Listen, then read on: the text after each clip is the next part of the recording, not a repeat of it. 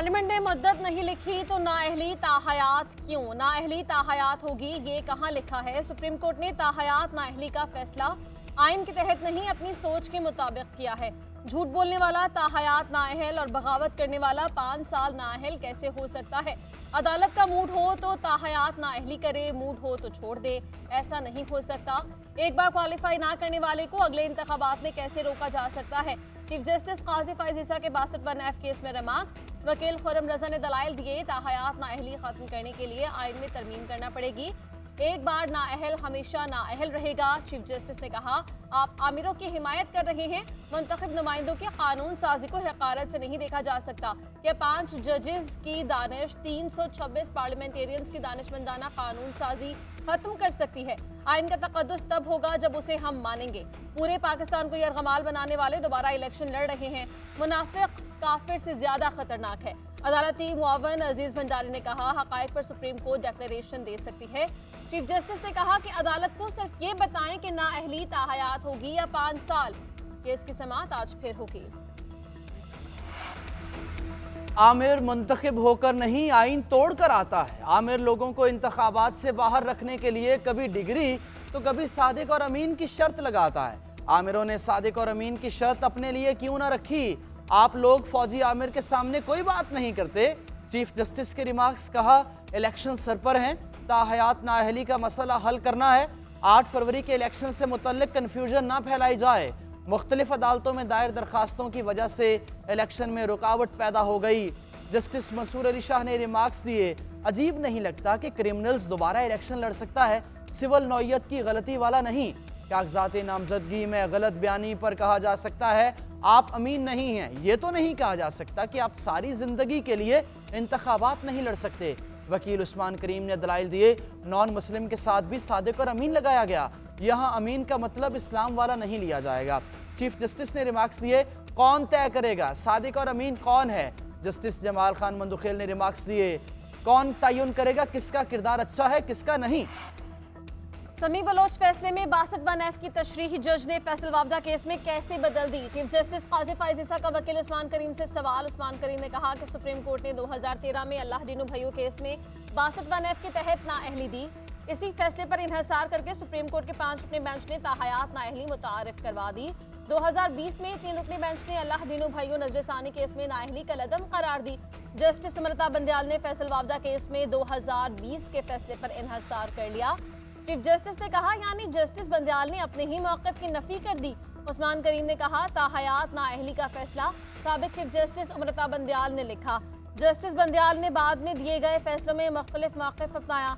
Justice Mansoor Ali Shah ने remarks दिए, आप कहना चाह रहे हैं कि अदालत खुद ताहयात नाअहली के फैसले से पीछे हटी। वकील उस्मान करीम ने कहा, सुप्रीम कोर्ट का 62(1) का समी बलोच वाला फैसला चलना चाहिए, क्योंकि ये फैसला 5 रुकनी बेंच ने दिया। चीफ जस्टिस की तरफ से उस्मान करीम की तारीफ।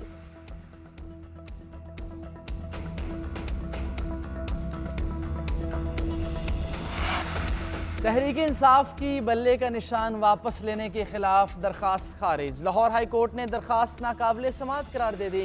वकील दरखास्त गुजार ने कहा कि इंट्रा पार्टी इलेक्शन के नतीजे में गौहर पार्टी चेयरमैन बन गए।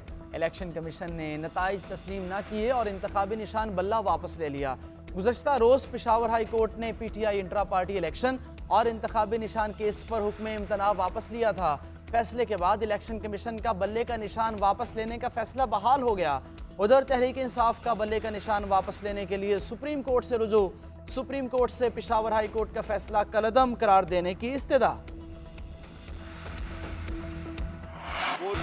सुप्रीम कोर्ट बल्ले के निशान केस में बेंच बनाए, हमें सुना जाए। इलेक्शन कमीशन सिर्फ हमारे खिलाफ गैर आईनी इक़दाम कर रहा है। लंदन प्लान के तहत PTI को निशाना बनाया गया। बैरिस्टर गौहर की इस्लामाबाद ने न्यूज़ कॉन्फ्रेंस। कहा, तमाम सियासी जमातों के पास लेवल प्लेइंग फील्ड होनी चाहिए। कोशिश है कि हमें बल्ले का निशान वापस मिल जाए। स्क्रूटनी का वक्त खत्म हो रहा है। मखसूस नशस्तों से महरूमी से हॉर्स ट्रेडिंग का रास्ता हमवार होगा। अगर लोग आज़ाद हैसियत से लड़कर इलेक्शन जीतेंगे तो हार सिस्टम की होगी। सबको लेवल प्लेइंग फील्ड दे। PTI हुकूमत की तब्दीली के बाद लंदन प्लान पर अमल किया गया। लतीफ खोसा ने कहा कि सुप्रीम कोर्ट में इलेक्शन कमीशन का रवैया दुनिया के सामने रखा। तहरीक इंसाफ कौम की खिदमत के लिए कोशा है। हमें बल्ले का निशान मिले या ना मिले, PTI इलेक्शन लड़ेगी।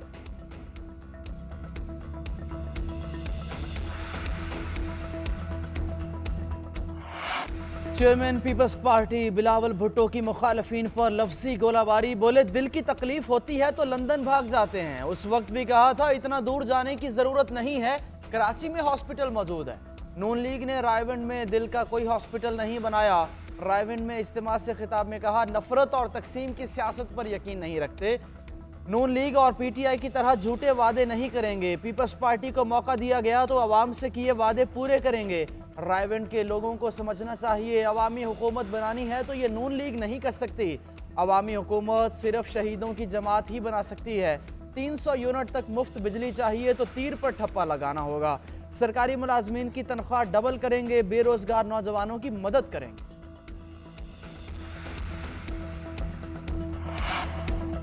Lieutenant general retired Faiz Hamid की हुकूमत के खिलाफ साजिश करने के इल्जामात की तरदीद। फैजाबाद धरना कमीशन को बयान रिकॉर्ड करवा दिया। फैज हमीद ने कमीशन की तरफ से दिए गए सवालों के जवाब दिए। जवाब में कहा कि हुकूमत की हिदायत पर तहरीक लब्बैक पाकिस्तान से मुज़ाकरात किए। धरना कमीशन डॉक्टर अख्तर अली शाह की सरबराही में काम कर रहा है। कमीशन में साबिक IG ताहिर आलम और खुशहाल खान भी शामिल हैं।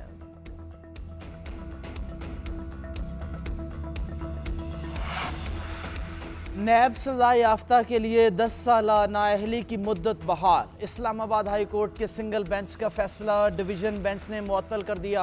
सिंगल बेंच ने नाअहली की मुद्दत 10 साल की बजाय 5 साल का फैसला दिया था। जस्टिस मोहसिन अख्तर कियानी और जस्टिस सुमन रिफत इम्तियाज ने हुक्म इम्तना जारी किया। नैब प्रोसिक्यूटर ने कहा कि सजा याफ्ता शख्स के जेल से रिहा होने के बाद उसकी नाअहली की मुद्दत शुरू होगी। नैब ऑर्डिनेंस एक स्पेशल लॉ है, इसमें 10 साल की नाअहली की सजा मौजूद है। सुप्रीम कोर्ट तक फाइक जमाली की सजा बरकरार रही। फाइक जमाली को सजा दी गई, सजा में 10 साल की नाअहली भी शामिल थी। खालिद लांगू केस में भी सुप्रीम कोर्ट ने नाअहली की सजा को बरकरार रखा। नवाज शरीफ के NA 15 मानसहरा से कागजात मंजूरी के खिलाफ अपील समात के लिए मुकर्रर। बानी चेयरमैन PTI के मियां वाली से कागजात मुस्तरद होने की अपील 7 जनवरी को समात के लिए मुकर्रर। शेख रशीद के NA 56 और 57 से कागजात नामजदगी मंजूर है। जाजुल हक, राजा बशरत और शमीम नकवी के कागजात भी मंजूर। Vice chairman PTI Shah Mohammad Qureshi, Zain Qureshi और बेटी मेहरबानो समेत 9 अपीलों पर 6 जनवरी को समात होगी। लाहौर में परवेज इलाही, मोनिस इलाही, रेहाना डार समेत दीगर की अपीलों पर नोटिस जारी। साबिक वजीर आला बलूचिस्तान जाम कमाल की कागजात नामजदगी मंजूर करने के खिलाफ समात 6 जनवरी को होगी। अख्तर मिंगल को इलेक्शन लड़ने की इजाजत मिल गई। कोयटा में 405 से ज्यादा अपीलों में से 52 उम्मीदवार इलेक्शन के लिए अहल करार। पेशावर एपलेट कोर्ट ने 171 अपीलों पर मुतल्लका आरोज को नोटिस जारी किए। असद कैसर, शेर अफजल, तैमूर सलीम झगड़ा, शानदाना गुलजार समेत दीगर के नोटिस पर 5 से 9 जनवरी तक समात होगी।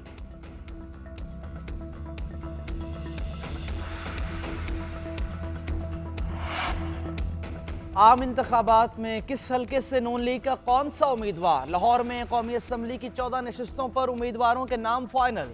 अयाज सादिक, राना मशहूद, मियां मरगूब अहमद और राना मुबशर इकबाल कौमी असम्बली की टिकटों से महरूम। सरदार नसीर भुट्टा, वहीद आलम खान भी क़यादत को कायल करने में नाकाम। मरियम नवाज, हमजा शहबाज, सुहेल शौकत भट्ट, अफजल खोखर, सैफ खोखर, महर इश्तियाक का नाम शॉर्ट लिस्ट में शामिल। नवाज शरीफ का NA 130 से इलेक्शन लड़ने का फैसला। साद रफीक NA 122, शहबाज शरीफ NA 123 से अयाज सादिक और राना मुबशर को ज़िमनी इंतखाबात लड़ाने का फैसला। अयाज सादिक को सेनेट की टिकट भी ऑफर करने का इम्कान। NA 117 में IPP के अलीम खान और नून लीग के मलिक रियाज में से किसी एक का नाम फाइनल होगा। NA 124 में इस्तेहकाम पाकिस्तान पार्टी के ओन चौधरी और नून लीग के राना मुबशर इकबाल में मुकाबला। उधर मरियम औरंगजेब ने ट्विटर पैगाम में लिखा, अभी तक बलूचिस्तान के अलावा कहीं भी टिकटों का फैसला नहीं किया गया। बानी PTI की तकरीर नशर करने पर कोई पाबंदी नहीं। पैमरा के वकील का लाहौर हाईकोर्ट में जवाब। जस्टिस शम्स महमूद मिर्जा ने दरख्वास्त निपटा दी। अदालत ने रिमार्क्स दिए कि बानी PTI की तकरीर और नाम नशर करने के हवाले से हिदायत जारी की जाएंगी। पैमरा TV चैनल्स पर दबाव डालने से गुरेज करे। वफाकी हुकूमत वज़ारत इत्तलात ने भी अपने जवाबात जमा करवा दिए।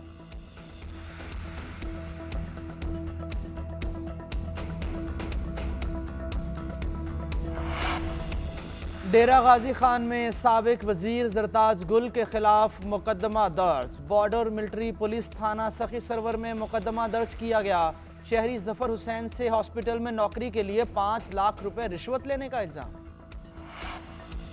इक़्तिसादी सिफारतकारी को मरकजी धारे में लाना होगा। लोगों की समाजी और इक़्तिसादी बहबूद को तरजीह दी जाए। निगरान वज़ीर आज़म अनवरुल हक काकड़ का सफ़ीरों की कॉन्फ्रेंस से खिताब।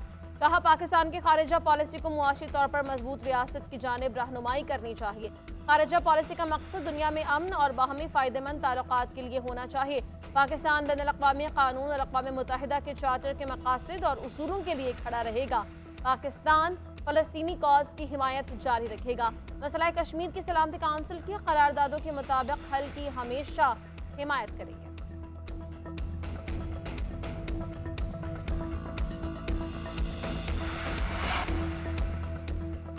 महंगाई से सताए अवाम के लिए बुरी खबर। अवाम पर फिर बिजली बॉम्ब गिरा दिया गया। एक माह के लिए बिजली की कीमत में 4 रुपये 12 पैसे फी यूनिट का इजाफा।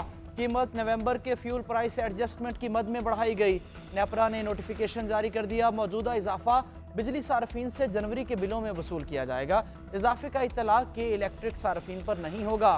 CPPA ने फ्यूल प्राइस की मद में 4 रुपये 66 पैसे का इजाफा मांगा था। सिडनी टेस्ट के दूसरे रोज का खेल कम रोशनी और बारिश से मुतासिर। पूरे दिन में 46 ओवर्स ही मुमकिन हो सके। मेजबान साइड ने 2 विकेट्स खोकर 116 रन बनाए। उस्मान ख्वाजा 47 और डेविड वार्नर 34 रन बनाकर आउट।